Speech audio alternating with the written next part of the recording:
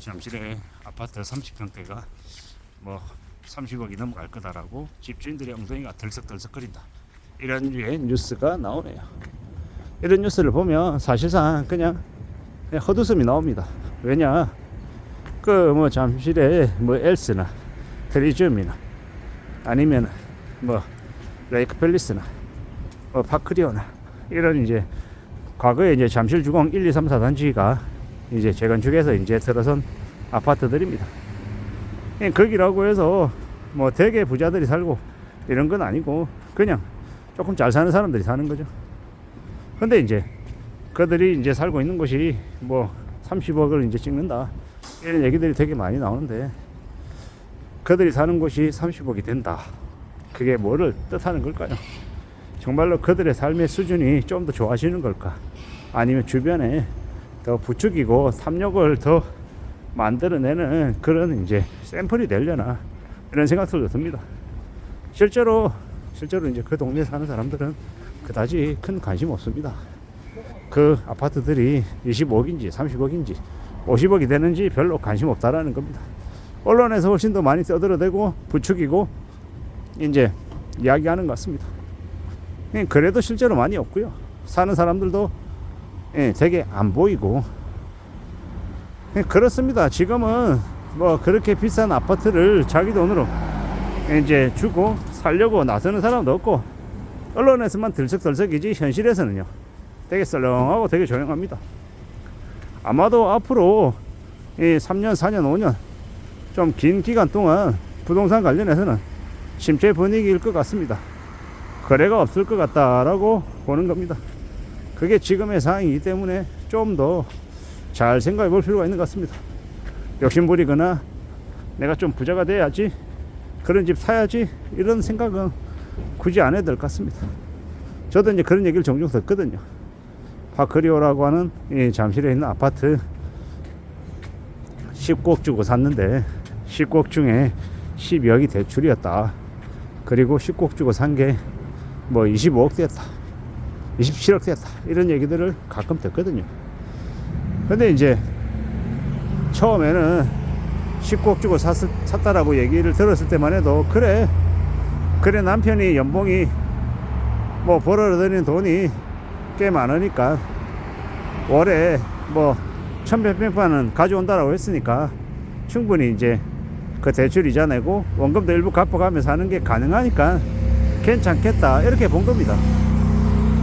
뭐 월에 실수령액으로 1,100만 원 가져온다고 하니까 직장인이다라고 하면 연봉이 2억 한 4, 5천, 2억 한 7, 8천 이 정도까지 되는 거고, 사업을 했다고 해도 뭐 그 정도 수준이지 않나 라고 생각한 거죠. 근데 이제 그 지인의 얘기를 한 1년 뒤쯤 들으니까 뭐라고 얘기하냐면, 다니던 회사가 상황이 안 좋아져서 회사를 나오게 됐다라는 거죠. 저는 그 회사의 대표인 줄 알았는데 대표가 아니었더라고요. 뭐 동업 형태로 해서 사업을 했었나 봅니다. 근데 이제 결론만 말씀을 드리면, 이제 일을 그만뒀기 때문에 더 이상 이제 과거처럼 이 1,몇백만 원 들어오는 수입이 없어진 거예요. 게다가 이제 애들 이제 영어 유치원 보내고 애들 교육비로 더 늘어나고 답이 없더라는 겁니다.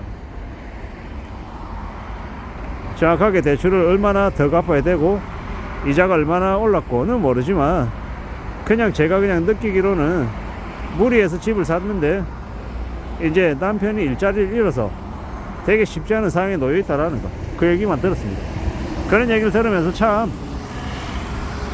겁난다라고 생각했던 거는, 우리가 대출을 받을 때는 그 대출을 감당할 수 있는 수준이냐 아니냐를 잘 좀 따져볼 필요가 있는 것 같습니다. 물론 그렇게 회사가 이제 자신을 내칠 거라고 생각 못 했겠죠. 그랬으니까 그렇게 무리하게 빚을 냈을 것 같은데, 참 그 대출이라고 하는 게 빚이 얼마나 무서운지를 또 간접적으로 느끼게 되는 것 같습니다. 뭔가를 결정할 때는 좀 더 보수적으로 하는 게 좋겠다라는 생각을 더욱더 하게 됩니다. 함부로 무리한 빚은 지는 게 아니다라는 거죠. 빚을 잘못 졌다가는 그로 인한 대가를 좀 더 크게 치를 수 있다라고 생각합니다. 좀 더 염려하고 좀 더 대비하고 좀 더 잘 좀 챙겨놔야겠죠. 그렇게 신경 쓰며 지내야 그래야 삶이 관리가 된다라고 저는 생각합니다. 이게 너무 이 자기 생각대로 자기의 계산법대로 딱딱 안 떨어질 수 있기 때문에 항상 이 대안을 마련해 놔야 된다라고 보고요. 이 집을 사기 위해서 대출 받는 건 60% 70% 대출 받는 건 사실상 도박이고 한 30% 최대한 40% 이내가 적당하지 않나 라고 이제 생각합니다. 그렇게 받아도 갚는 게 절대로 수월하지 않다라는 거죠. 보통 사람들에게 대출은 3억 4억만 있어도 아유 저게 언제쯤 다 갚을 수 있을까 라는 생각이 들 정도로 되게 어마무시한 금액이다라는 겁니다. 1억 갚아보려고 해보십시오. 보통의 사람들이 1억 모으는 것도 무지하게 어렵잖아요. 근데 1억을 갚는다라는 건 1억을 모으는 것보다 훨씬 더 어렵다라는 거. 1억이 그 정도인데 여기다 3억이다 라고 하면 어떨지는 자세히 말하지 않아도 뻔한 거죠. 아니겠습니까? 근데 너무 사람들이 쉽게 생각하는 거죠. 제 주변에 있는 후배들도 5억씩 8억씩 7억씩 너무 쉽게 내는 걸 보면서 야 쟤들은 어떻게 저렇게 무모할 수 있을까, 저렇게 모험을 크게 벌릴 수 있을까 라는 걱정이 드는데, 저는 그냥 그 얘기를 들으면 그냥 혼자만의 걱정으로 그냥 끝내는 거지만, 그들은 걱정하는 게 아니고 되려 자기들이 선택을 잘해서 집값이 많이 올랐다고 부자가 될 거라고 되게 뿌듯해하면서 지내더라고요.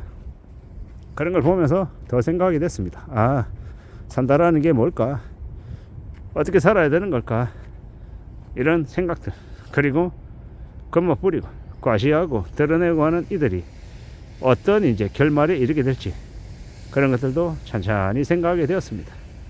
앞으로 우리가 살아가는 시대, 우리가 살아가는 세상, 그 어느 것도 만만한 게 없다라는 거, 그리고 좀 더 심사숙고하며 좀 더 조심하며 살아가야 될 것 같다라는 생각을 하게 됩니다. 산다라는 게 절대 수월하거나 쉽지 않다라는 것, 그리고 내 생각대로 내 의도대로 착착착 흘러가지 않을 수 있다라는 것. 그래서 언제든 대비책이 필요하다, 대안이 필요하다, 항상 이 급한 상황이 되었을 때 어떻게 그걸 극복할 수 있을지에 대해서 고려하고 고민하고 따져봐야 될 것 같다라고 말씀을 드립니다. 참 우리가 살아가는 세상이 많이 어렵고 많이 혼탁하다라고 생각이 듭니다. 그래서 스스로 대비책을, 대응책을 마련해 두지 않으면 정말 힘들어질 수 있을 것 같습니다. 잘 따져보고 심사숙고하고 조심조심 받아들이는 게, 결정하는 게 좋을 것 같습니다. 이상입니다.